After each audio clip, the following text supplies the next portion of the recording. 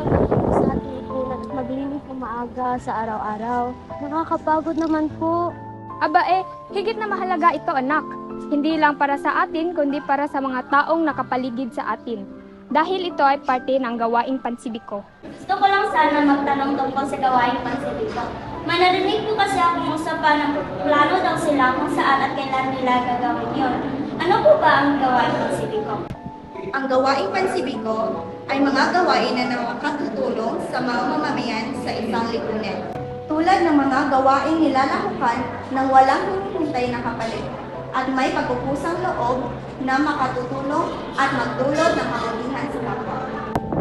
Ito ay ang mga aktibidad na layunin ang pagpapabuti ng komunidad sa pamamagitan ng pagtulong sa mga proyekto, pagiging aktibong membro ng barangay at pagsasagawa ng malinis at maayos na gawain sa kapaligiran.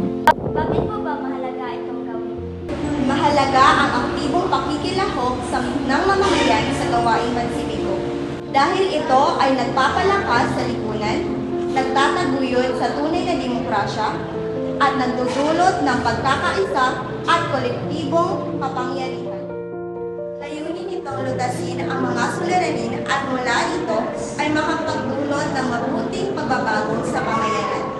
Oh, so if I donate something for a charity program, that's already gawain pansibiko?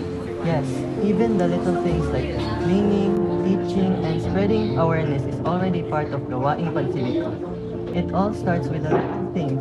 Little things matters with everyone. It can cause a big difference to the world, which is precisely why it is important. Nakatutulong po ba ito sa atin? Oo, maraming magandang epekto ang maidudulot ng gawaing pansibiko at ang paglahok nito. Ang mga ito ay may malaking epekto sa ating komunidad.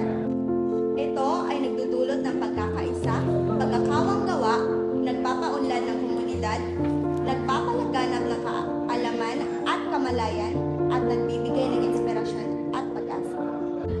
Ito ay nagbibigay ng pagkakataon sa mga mamamayan ang makapagbigay ng kontribusyon sa pagpapaunlad ng ating komunidad at makatulong sa mga nangangailangan.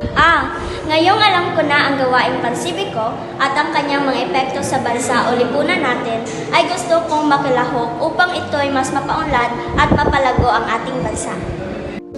Sa bagay, dapat din naman tayo magtulungan para sa kapakanan ng ating lipunan. Diba, Inay? Tama ka dyan anak, kaya huwag ka na magmaktol na nakakapagod dahil kung ano ang iyong itatanim ay siya rin ang iyong aanihin. Sure, we need all the help we can get for it to become a better place for us to live in, right?